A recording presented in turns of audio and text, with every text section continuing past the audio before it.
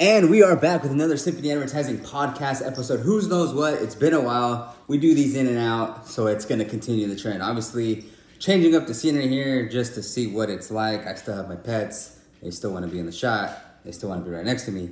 But today, I wanted to talk about Google Ads and what it's like to have it managed by an agency with a story. So we just got a new client, and they had a pretty legit, seemingly, agency that was running their ads.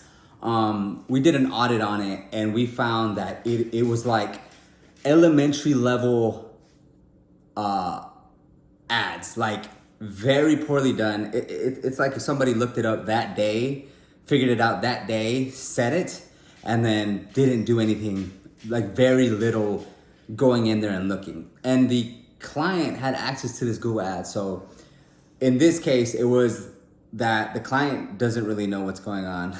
The agency or person doesn't really know what's going on.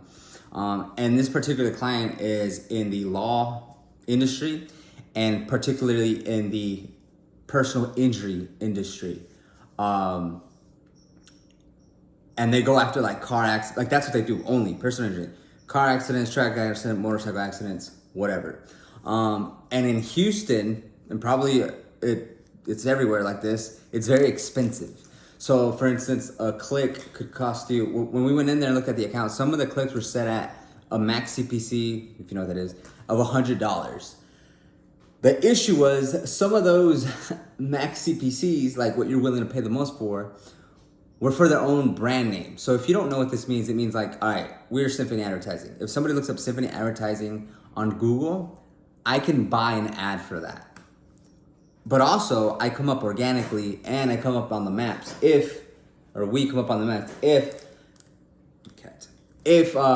you're ranking decently enough to come up for your own name, which you should. That should not be hard, no matter who you are. Unless you have if your company name is like HoustonRemodelingCompany.com, then that's gonna be tough because your brand name is a keyword, which is probably a bad idea anyways to begin with. But they were betting that. They were paying for what people were already looking for. And so a lot of times, a lot of times why people do that is because competitors bid on their name. So like, let's say I'm Symphony Advertising, and then JoeSchmoAgency.com advertise on my name to kind of pick off of my own brand. Sometimes it's a good idea, like it gives the person who's searching options, but most of the time, and I would say like 90% of the time, it's not a good idea, because if I'm looking for a Honda car dealership and then a Toyota car dealership comes up as an ad, I'm really not gonna click Toyota because I'm specifically looking for Honda. If I'm looking for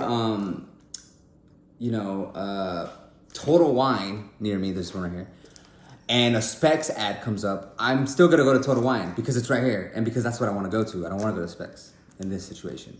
And so what I'm saying is, with brand name, it has to be a very particular situation for you to wanna put ads on your own name. It's like you're double paying for just so that you appear, and then your customers might be the ones that click on it, right? So let's say someone looks up Symphony Advertising to look at our websites, and then they click on our ad. Well, we just wasted money. Those people were gonna go to the website anyways when they searched it. So that's actually the biggest thing about this video, is that just look at your own. If you have your Google Ads account, if you have access to it, or if you're running them yourself, you gotta be really mindful about the brand name. Again, the brand name is basically the company name or the product name, or one of those two. And most of the time, you don't want to pay for people who are looking already for you. I'm trying to think of an instance where it actually does make sense to do it.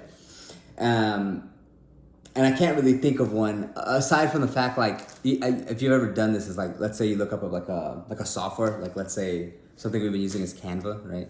Let's say you use Canva.com, and another software that's similar to Canva says, are you tired of Canva, or is Canva not easy enough? Try X, right?